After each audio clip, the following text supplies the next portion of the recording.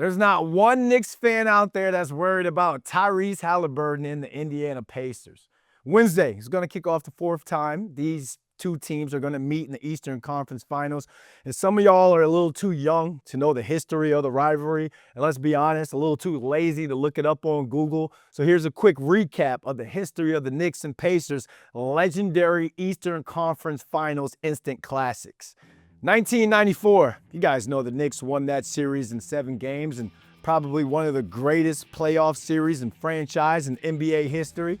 You guys know I'm not from New York, but I'll never forget Reggie Miller dropping 39 at the Garden in Game 5 for the Pacers to take a 3-2 series lead and getting into it courtside with Spike Lee.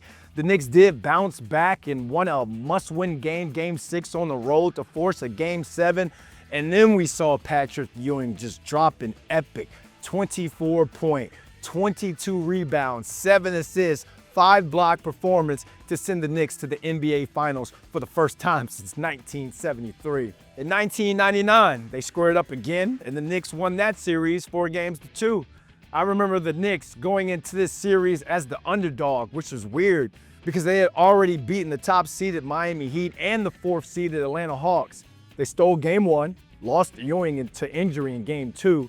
Larry Johnson hit one of the most iconic shots in franchise postseason history. Game 3 with an and one on a three-pointer from the corner. And then they closed it all out in Game 6 thanks to Allen Houston taking over in the clutch. And then in 2000, the Pacers finally won that series in 6 games.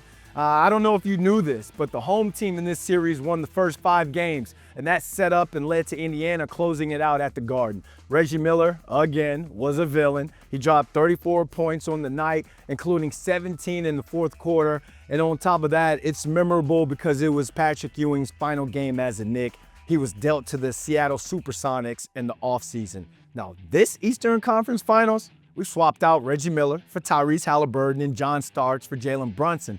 I wanted to see these two square up in the ring for some WWE action after the Pacers came back from a 2-0 deficit in last year's semifinals, but forget battling it out with brass knuckles. The people want to see them battle it out for brass buckets. Either way, both of these teams are ready to write another chapter in both its rivalry and NBA history, so get ready for another series you'll be talking about to your grandkids and your grandbabies decades later.